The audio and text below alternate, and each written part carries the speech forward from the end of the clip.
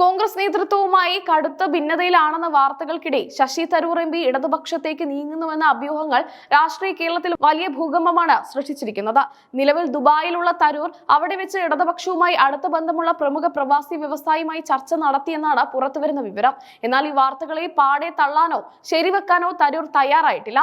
വിദേശത്ത് വെച്ച് രാഷ്ട്രീയ കാര്യങ്ങളിൽ പ്രതികരിക്കുന്നത് തന്റെ രീതിയല്ലെന്ന് വ്യക്തമാക്കിയ തരൂർ മാധ്യമങ്ങളിലൂടെയാണ് ഇത്തരം വാർത്തകൾ അറിഞ്ഞതെന്ന് ദുബായിൽ പറഞ്ഞു.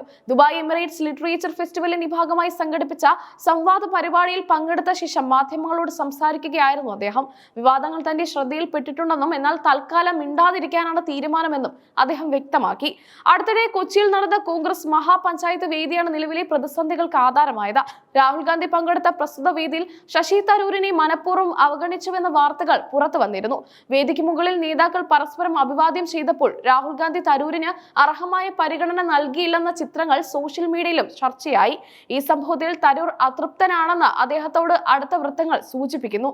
നിയമസഭാ തിരഞ്ഞെടുപ്പുമായി ബന്ധപ്പെട്ട ഹൈക്കമാൻഡ് വിളിച്ചു ചേർത്ത നിർണായക യോഗത്തിൽ നിന്ന് തരൂർ വിട്ടുനിന്നത് നേതൃത്വത്തെ ഞെട്ടിച്ചു.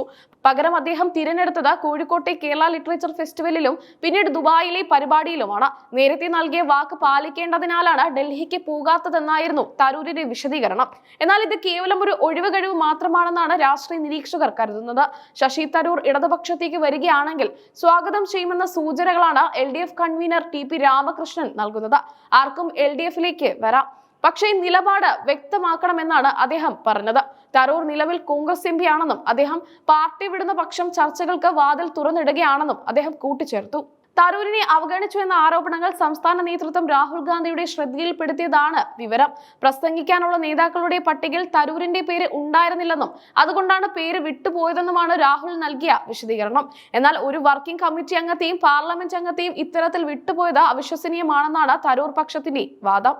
തരൂർ ഒരുപക്ഷെ കോൺഗ്രസ് വിട്ട ഇടതുപാളയത്തിൽ എത്തിയാൽ അത് വരാനിരിക്കുന്ന നിയമസഭാ തിരഞ്ഞെടുപ്പിൽ UDFന് വലിയ തിരിച്ചടിയാകും.